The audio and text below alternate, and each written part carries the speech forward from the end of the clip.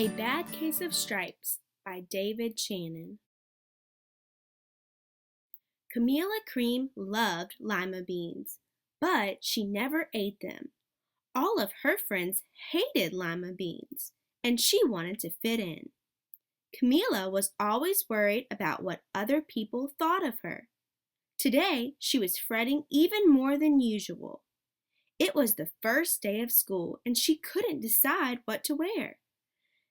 There were so many people to impress.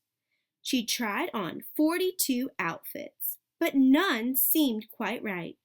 She put on a pretty red dress and looked in the mirror. Then she screamed. Her mother ran into the room and she screamed too. "Oh my heavens!" she cried. "You're completely covered with stripes." This was certainly true. Camilla was striped from head to toe. She looked like a rainbow. Mrs. Cream felt Camilla's forehead. "Do you feel all right?" she asked. "I feel fine," Camilla answered, "but just look at me." "You get back in bed this instant," her mother ordered. "You're not going to school today." Camilla was relieved. She didn't want to miss the first day of school, but she was afraid of what the other kids would say, and she had no idea what to wear with those crazy stripes. That afternoon, Dr. Bumble came to examine Camilla. "Most extraordinary," he exclaimed. "I've never seen anything like it. Are you having any coughing, sneezing, running nose, aches, pains, chills, hot flashes, dizziness, drowsiness, shortness of breath, or uncontrollable twitching?" "No," Camilla told him. "I feel fine." "Well then," Dr. Bumble said, turning to Mrs. Cream, "I don't see any reason why she shouldn't go back to school tomorrow. Here's some ointment that should help clear up those stripes in a few days. If it doesn't, you know where to reach me." And off he went. The next day was a disaster. Everyone at school laughed at Camilla. They called her Camilla Crayon and Night of the Living Lollipop. She tried her best to act as if everything were normal, but when the class said the Pledge of Allegiance, her stripes turned red, white, and blue, and she broke out in stars. The other kids thought this was great. One yelled out, "Let's see some purple polka dots."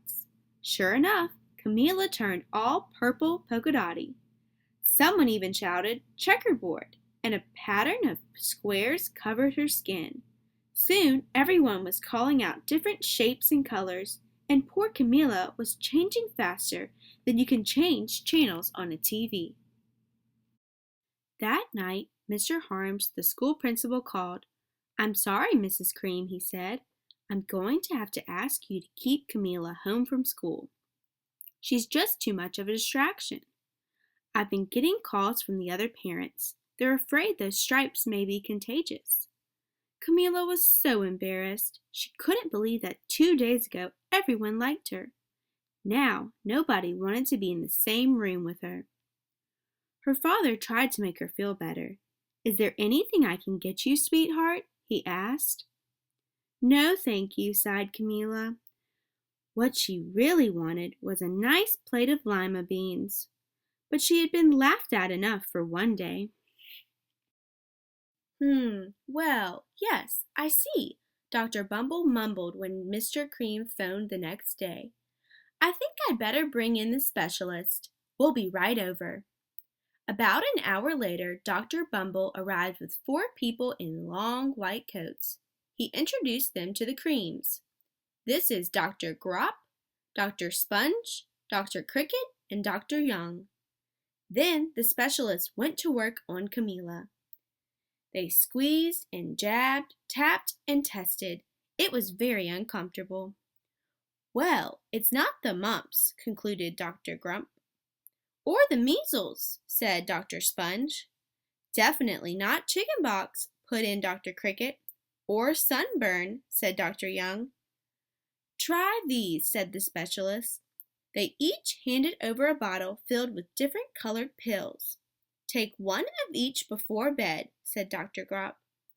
Then they filed out the front door, followed by Dr. Bumble. That night, Camilla took her medicine. It was awful. When she woke up the next morning, she did feel different, but when she got dressed, her clothes didn't fit right.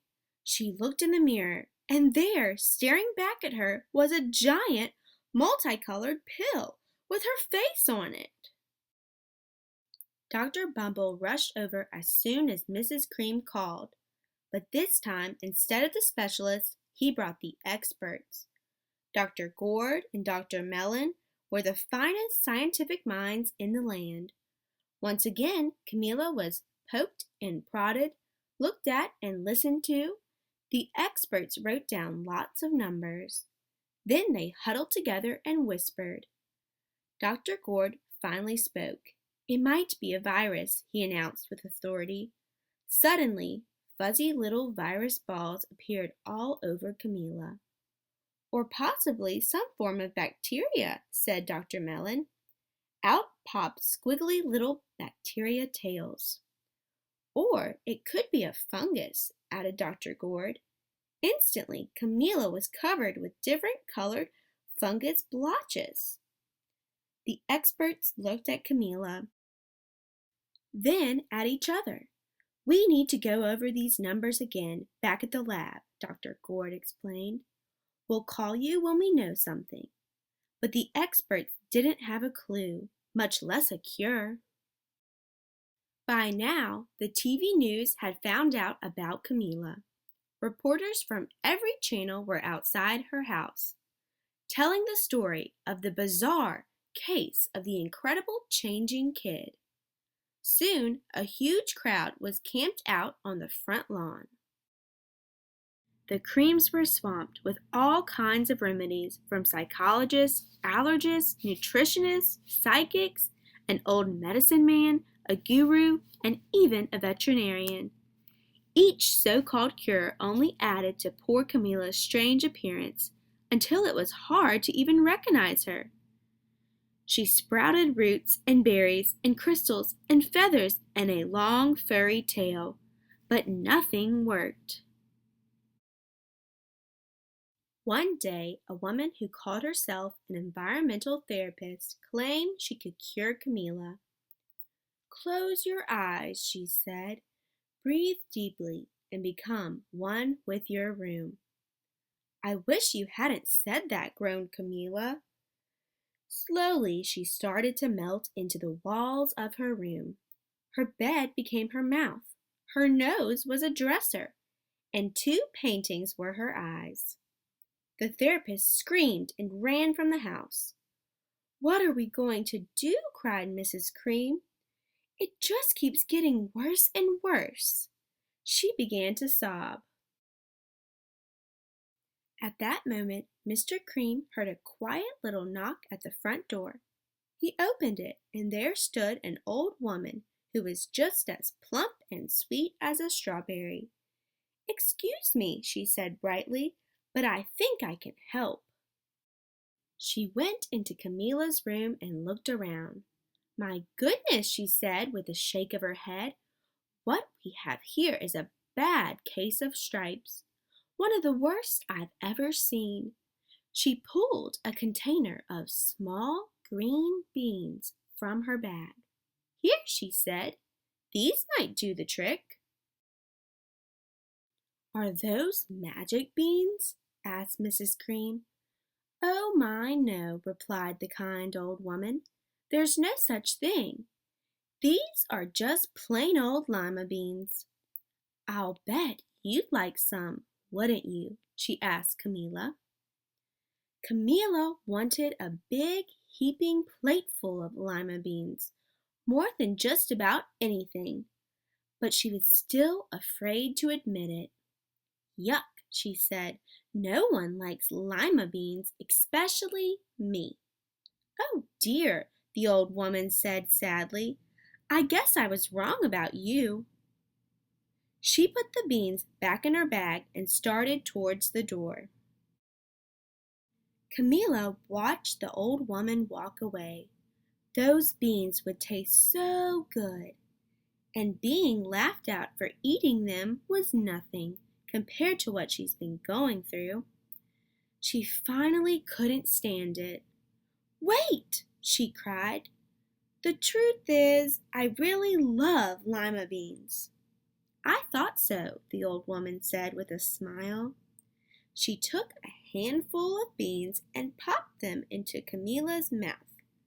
"Mmm," said Camila.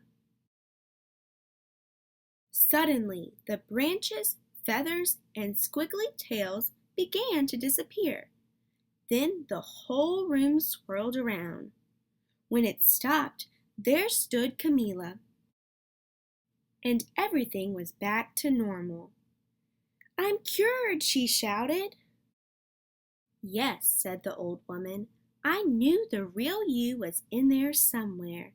She patted Camila on the head. Then she went outside and vanished into the crowd.